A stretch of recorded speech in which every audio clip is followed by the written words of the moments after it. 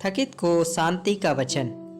भाई बख्श सिंह के द्वारा फरवरी 7। और घर इत्र की सुगंध से भर गया। यूहन्ना रचित सुसमाचार 12 अध्याय का 3 पद। सभी विश्वासियों के लिए हमारी लालसा और इच्छा है कि उनके पास वास्तविक आनंदमय मसीही गृहस्थी हो। आनंद फर्नीचर, कपड़े, गहने और अन्य सांसारिक वस्तुओं या किसी अन्य योग्यता जैसे विश्वविद्यालय की डिग्री पर निर्भर नहीं करती है। ये वास्तविक या अनंत आनंद नहीं ला सकते। सच्चा आनंद प्रभु यीशु मसीह के साथ हमारे व्यक्तिगत संबंध पर निर्भर करता है और इस पर कि हम परमेश्वर के वचन का कितना सम्मान करते हैं और उसका पालन करते हैं। हम अक्सर कई घरों को आनंदमय नहीं पाते हैं। हम अधिकतर कई उदास घरों को देखते हैं।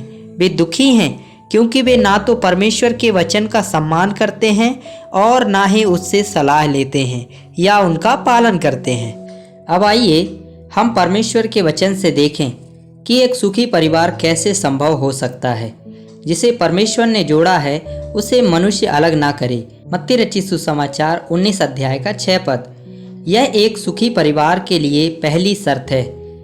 निश्चित रूप से सुनिश्चित रहे कि आप परमेश्वर के द्वारा जोड़े गए हैं। आप ऐसा कह सकते हैं कि सभी किसी कलीसिया के भवन में विवाह कर चुके हैं, इसीलिए वे एक समान परमेश्वर के द्वारा जोड़े गए हैं। ऐसा मतलब नहीं है कि वे सभी परमेश्वर के द्वारा जोड़े गए हैं। केवल वे ही लोग जिन्होंने अपनी विवाह के लिए परमेश्वर की इच्छा जानने का यत्न किया है और फिर परमेश्वर की इच्छा पूरी करने के बारे में निश्चिंत हैं, वे परमेश्वर के द्वारा जोड़े गए हैं। क्योंकि परमेश्वर का वचन कहता है, क्योंकि जितने लोग परमेश्वर के आत्मा के चलाए चलते हैं वे ही परमेश्वर के पुत्र हैं। रोमियो की पत्री 8 अध्याय का 14 पद।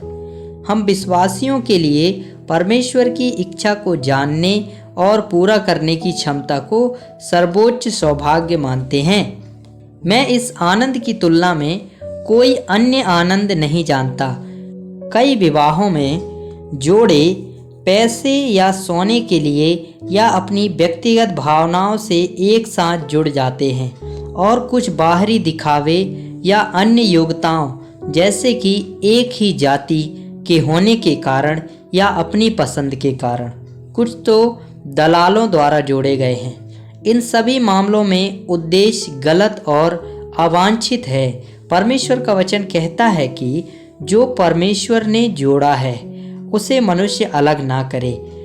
विश्वासियों के पास विवाह करने के लिए सहमत होने से पहले परमेश्वर के मुख के प्रकाश की खोज करने और परमेश्वर की इच्छा को खोजने का अधिकार और सौभाग्य है।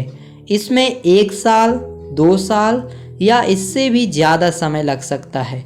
समय और साथी तय करना परमेश्वर पर निर्भर है।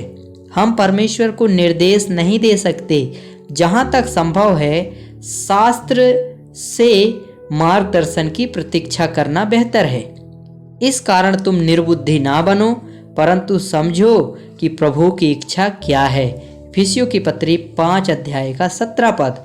और परमेश्वर की भली और भावती और सिद्ध इच्छा क्या है यह परखो। रोमियो की पत्री 12 अध्याय का 2 पद। जो नया जन्म पाते हैं उनमें पवित्र आत्मा का वास होता है। पवित्र आत्मा उन्हें यह कहने में सक्षम करेगा, प्रभु मेरी इच्छा नहीं परंतु तेरी इच्छा।